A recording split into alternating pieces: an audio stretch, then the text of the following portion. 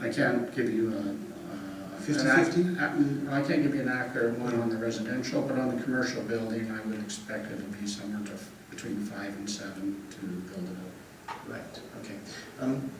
If I may, on the noise issue with the trucks, staff, Sharon Modesty, if I may, have there been bylaw enforcements or bylaw requests on noise for this operation? Not that I'm aware of, but if you forward it out to public hearing, we can certainly bring you those stats. Okay, so not that you're aware of. Okay, very good. There was one comment was made about how the trucks will come in along Douglas, come in and then reverse and back into the new spot where they'll be unloaded. During that time, will they be using their backing alarm? Yes, it is. I believe it's regulation and backup alarm should be on all vehicles. There is some work that has been done at the university with different backup alarms, which we could investigate for our own trucks that do not go as far, but they still notify the people in the surrounding area that the truck is backing up. Correct. There's that work out of UV, which I think some of the trucks at Heartland are using, if I'm right on that. So that there are some models out there that could be looked at.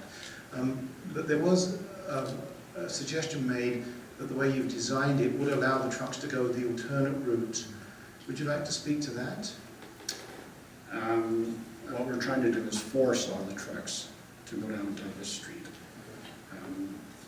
That's not really an alternate route.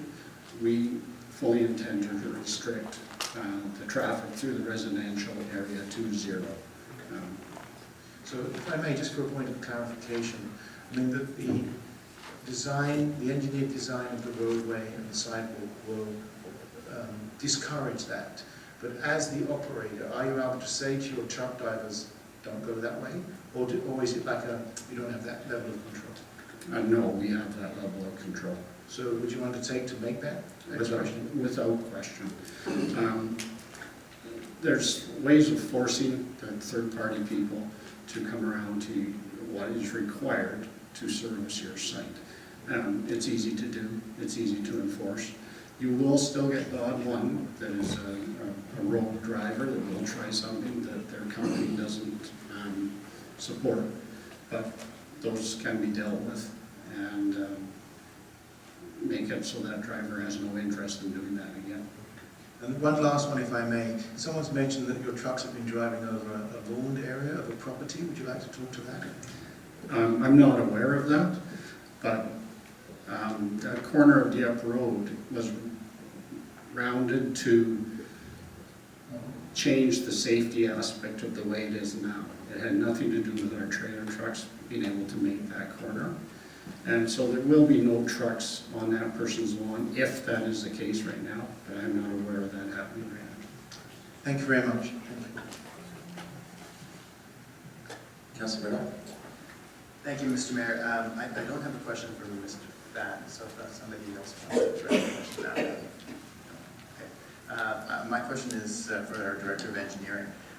There was a point raised by Mr. Fatt about a potential bike route down Dieppe, and I wonder if you could comment on that and in conjunction with what Mr. Sheranius suggested about a dedication on the property. Through the Mayor and Councillor Murdoch, we'll start with the piece about the connection on Dieppe. And it is in a 5-year plan to look at the Douglas connector and trying to connect that from this place in Quadra, from Dieppe, because it does end, and continuing that all the way through to Broadmead. Today, that's a missing gap in that Douglas connector connection. The piece about providing a separated facility for cycling, this is not part of the commuter network. It's part of the local connector. And as part of the local connector, it is consistent with other local connectors where it doesn't have a separated facility. There's about 750 vehicles per day on this street today, which is conducive to a fairly comfortable cycling environment. So we anticipate that that's consistent going forward.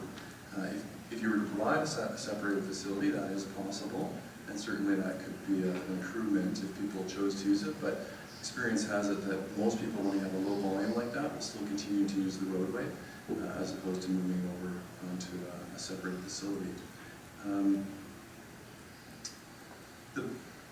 Maybe I'll add the comment about the sidewalks, that was also added there.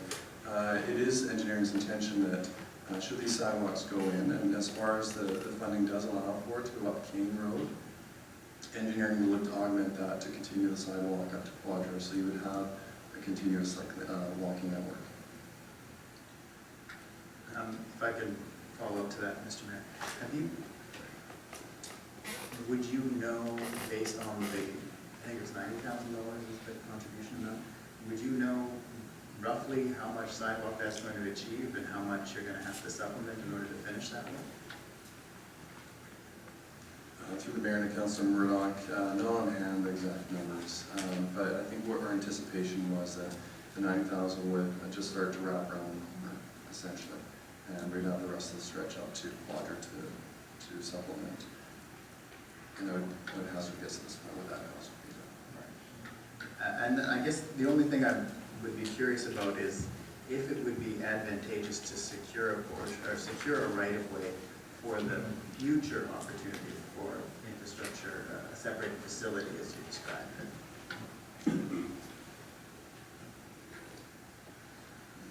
Through the mayor and Councilor Murdoch, it certainly wouldn't be a negative.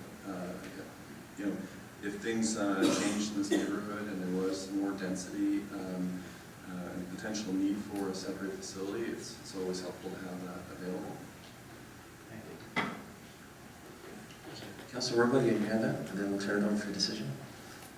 Thanks very much. I don't know if staff can answer if we need the applicant to come forward. With the new building, commercial part, will it increase truck traffic by how much?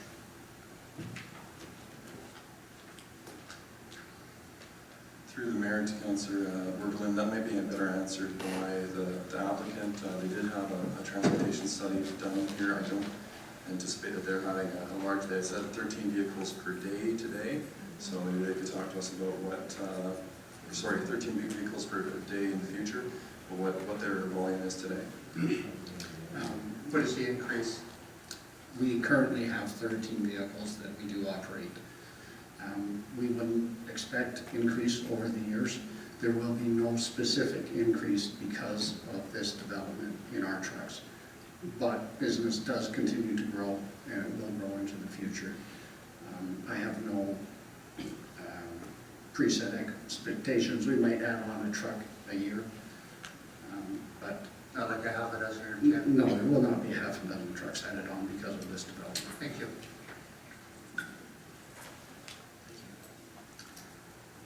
Well, with that, I'd like to hand it over to council for a decision. Councilor Dermott. Thank you, Mr. Mayor. I'm going to start my comments just with a few general comments. On past councils I've been on, there's been broad support for an official community plan that includes things like addressing climate change, addressing issues of traffic congestion, general sustainability, and livability of the municipality and neighborhoods in general. And that's faced this council also, will support the same thing. And past councils and this council's, I've heard during election times and others, personal commitments to accomplishing those goals. And I have no intent or no reason to question the sincerity of those who make those commitments. But they're big picture items. And it becomes very easy to look at applications and developments in isolation of that big picture, especially when there are attractive and desirable features to them. And I've seen past councils who I fully believe absolutely are committed to the big picture still pass items that really don't quite fit into that big picture. And that becomes something that we've talked about lots of times. The big picture suffers the death of 1,000 cuts because you get all these incremental things below that. With the development before us today, There are some real pluses. The improvement of the industrial operation is a very substantial plus, no question about it. Would we put such an industry there today if we were starting from square one? Probably not, but it's there. It's operating successfully. It certainly contributes to the community in many, many ways, and what's proposed for it is a very substantial improvement, and one that I am supportive of. But then I come to the residential component of the development. And the first question I have to ask, if I'm looking at a big picture approach, is this really the right place to put this amount of density? And my answer is no, not in any way at all. It's not really walkable to shopping and so forth. I mean, if somebody is really dedicated and wants to pump their groceries along for half a kilometer or a kilometer and a half rather, or whatever, yeah, they can do so, but they're not going to, probably. We have all looked at and said we need to put as much density as possible near to services and so forth, so we can encourage walking, etc. I also take a look and say, is this consistent with the local area plan? And I remember that local area plan well. I helped to create it, so I'm pretty familiar with it. And there was a recognition that this was a logical place where at some point some residential development would take place, and there was a lot of discussion. And the local area plan came up with saying, well, the density should be 10 units per hectare, which is pretty much consistent with single family, or slightly denser single family, and up to 15 units per hectare if there were substantial amenities offered. Now, this residential on the area that's available to residential represents somewhat over 20 units per hectare. So I've got to look and say, is there really substantial public amenity offered in return for that? And I don't think there is yet. You know, a couple of speakers gave the numbers. I think this is probably in total a $25 to $30 million project. I still find the level of amenity really rather low for a project of that size. Mr. Tranier gave you some of the numbers in the North Quad area. I was part of a lot of those numbers. And not to confuse public amenity with municipal requirements or private amenity. The architects and others have designed a lot of nice features into this project. Some of them are requirements of the municipality. We require people to treat stormwater differently today than they did before. That's just a given. Others are really private amenities, and there are some that are public. But I don't see, and I think it's correct to say this amenity package represents a fraction of 1% of the value of the project. I don't see that as substantial enough to suggest the amount of density, which I actually feel is going in the wrong place. If I was actually looking for a place to put density, it requires a lot of variances because it's in pretty tight into the area projected. But there are a lot of good arguments put forward.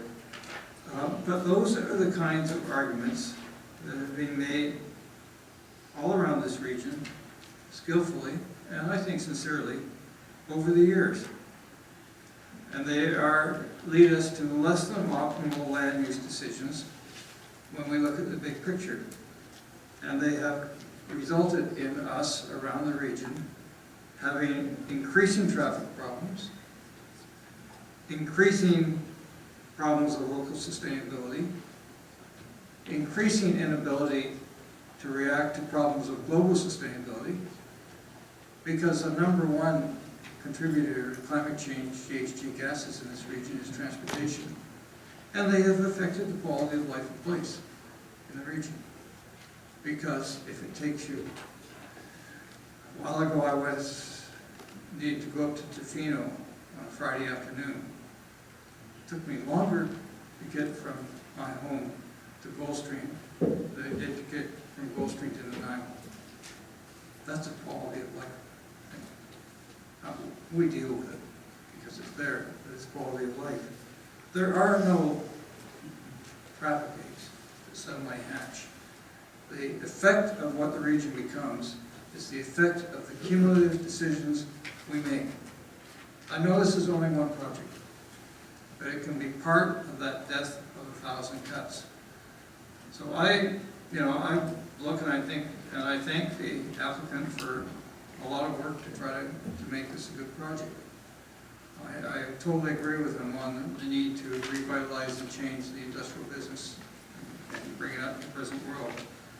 But in terms of the density and in terms of where it's located and what it requires and the amenity package provided, I can't support this kind of public hearing. I just don't think it's ready. It's one of those decisions in my mind, if we make, that we are not living up to what we have all committed to in our official community plan. And the more of those we make, the more we destroy the viability of what that plan intends to accomplish for Saanich in the future. Thank you. Thank you. Councilor Murdoch? Thank you, Mr. Mayor. So I guess I'll share with you where I'm at with this. I think the question of whether or not this is reasonable land use is whether or not this goes forward to public hearing. And in my view, it's reasonable land use. I agree with Councillor Derman, this is probably more density than I would put here.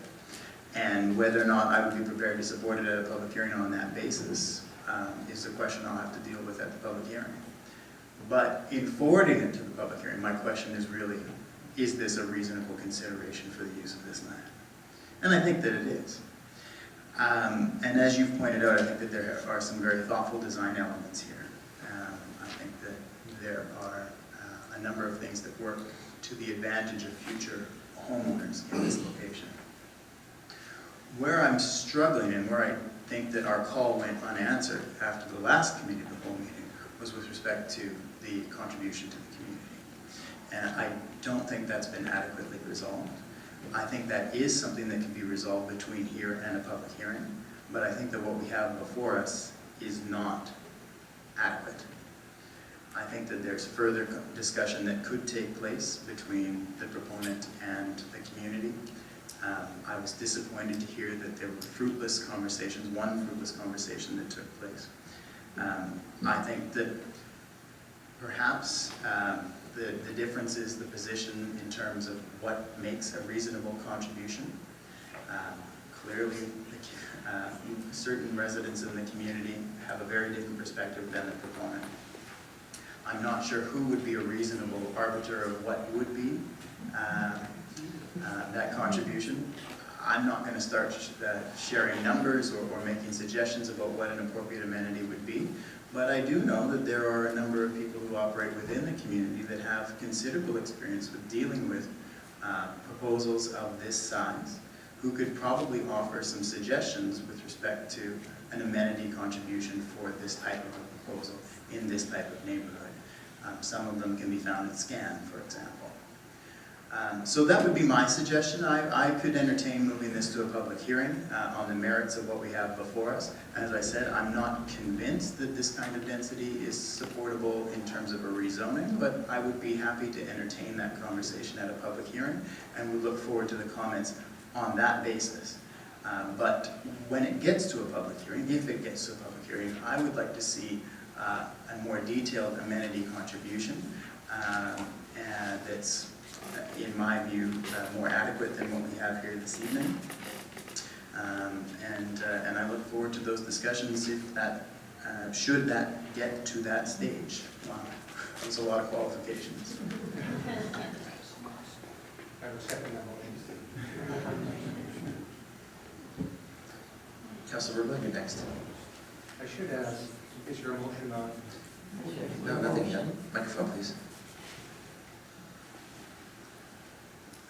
Okay, I would make the motion that go to public hearing. Second. If we have a seconder.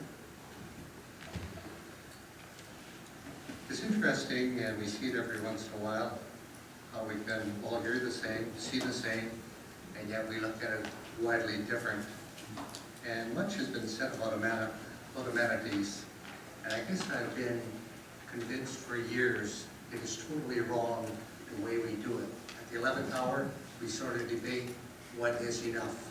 After thousands of dollars have been spent, we ourselves haven't figured out what is enough.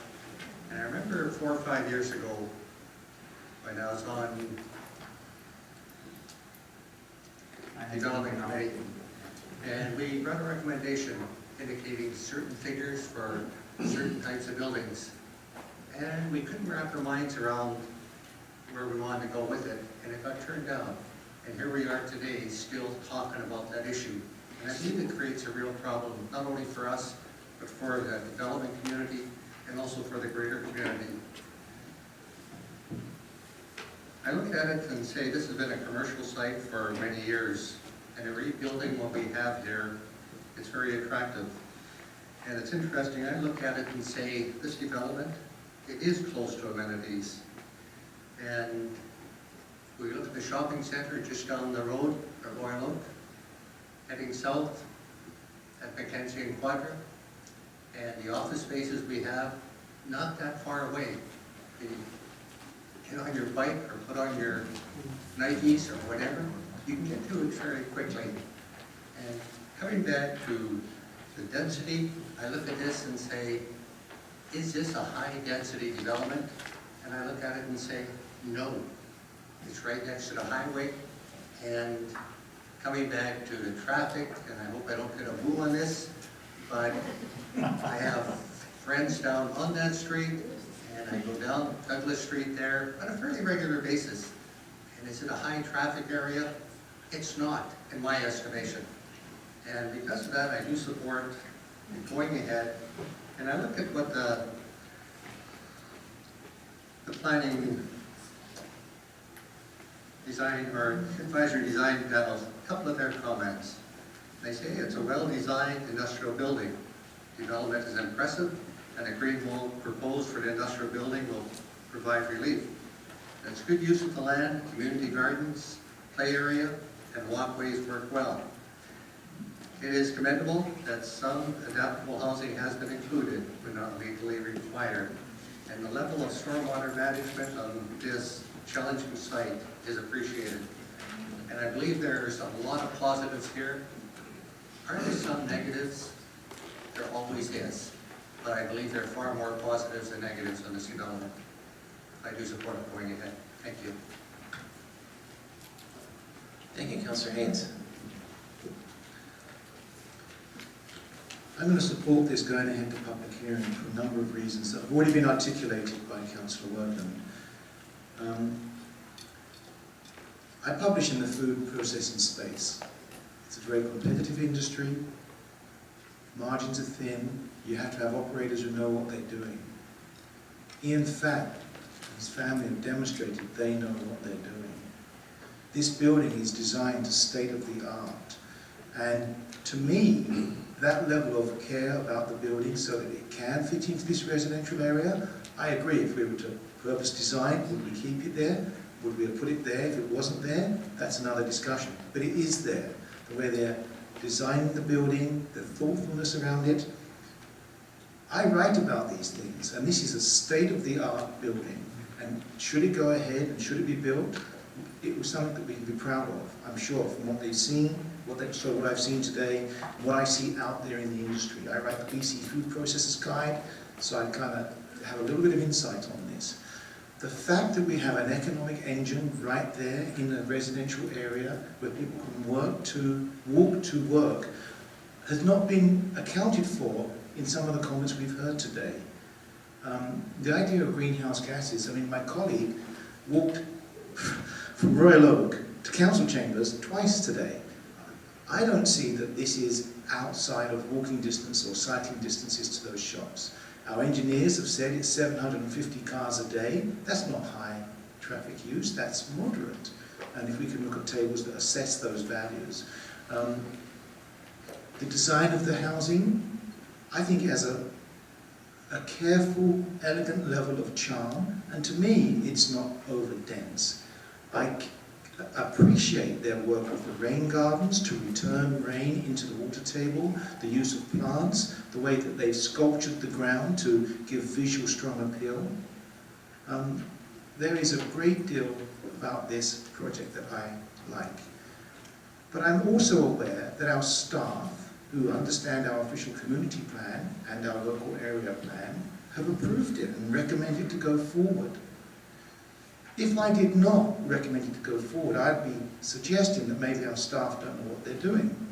Or if they're applying an official community plan that we want to change, then we should get into that. But that carries a lot of weight with me in how I'm going to evaluate a proposal coming forward. If every time our staff bring forward a proposal and we turn it down, what is that saying?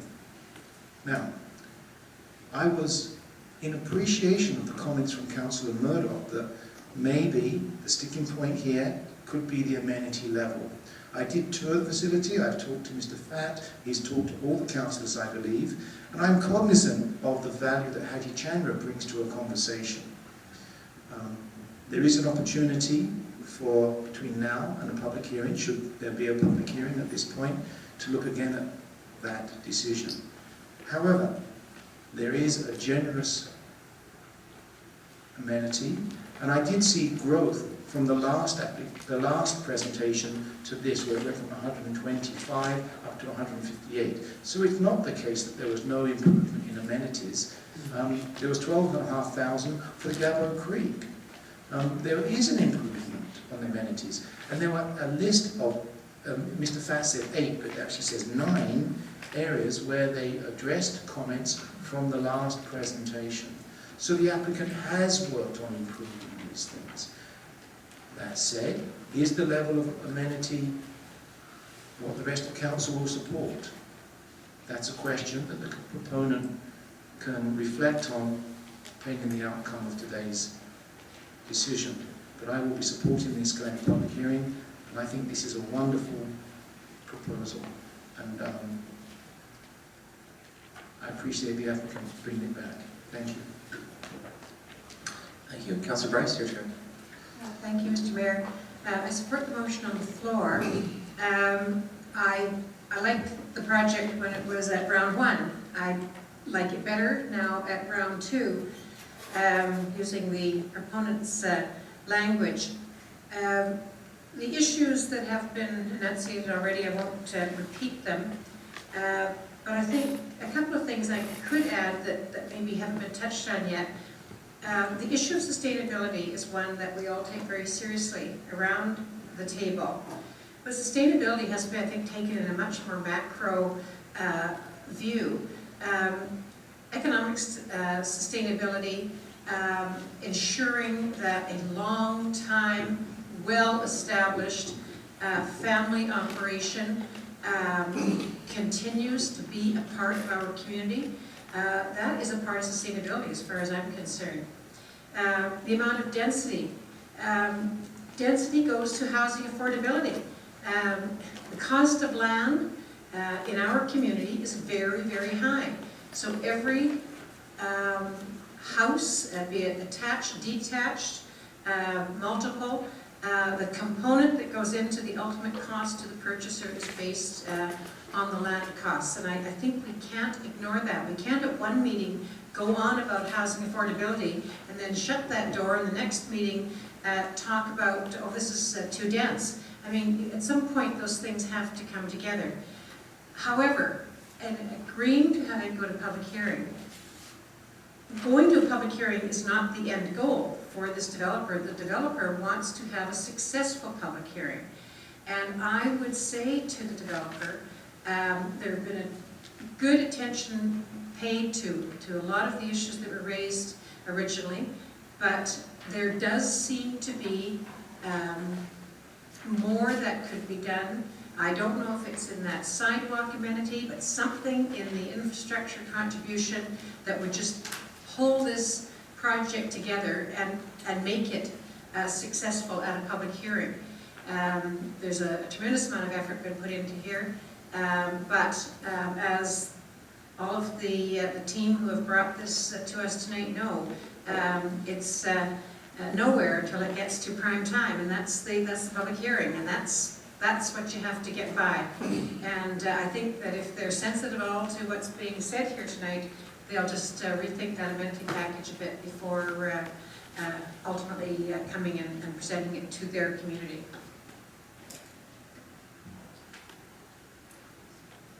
Okay, thank you. Councillor Sanders. Thank you, Mr. Mayor. I also support it going to public hearing. I think this is a long-time business that is tired and it needs to be upgraded, and I'm quite impressed with how the operation will be more sustainable as such. I mean, a lot of it is them saving money themselves in their operation, but that gets transferred into, this is a food project, the business, and that gets transferred up to us as the consumers. So I'm certainly pleased that they want to keep their business in Saanich, because that could change. And with a building like this, they should be there for generations, for a long time as well. As far as the project, I think this is the location for more density and the size of density. It's certainly walkable to Chatterton, to the Red Oak Shopping Centre, even down to Broadmead. I have a neighbour who lives by me, and it's Bud Mackenzie area. She works at the pharmacy, whatever it is up there at Red Oak, and she walks back and forth every day. So